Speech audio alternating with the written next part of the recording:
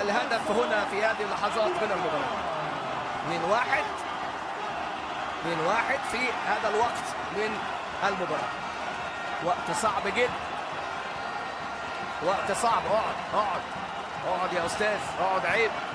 ادي امامنا الكرة العالية ملعوبة امامنا، ادي استلام على طول ابو بكر، ويعني بمهارة عالية قوي في اللقطة دي. ادي امامنا هو اللاعب اللي عملها حلوة وسجلها في مرمى عصام الحضري الهدف الثاني في مهارة عالية، في لعبة ممكن تكون لعبة خطرة ده.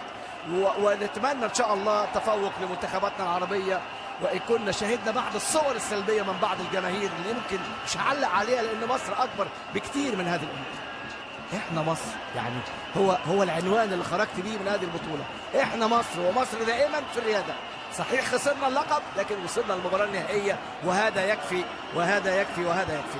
الكاميرون تستحق، وهي دي الرياضة بقى. تحدث عن الرياضة، الكاميرون تستحق النهارده في المباراة. هي كان ليها الأفضلية.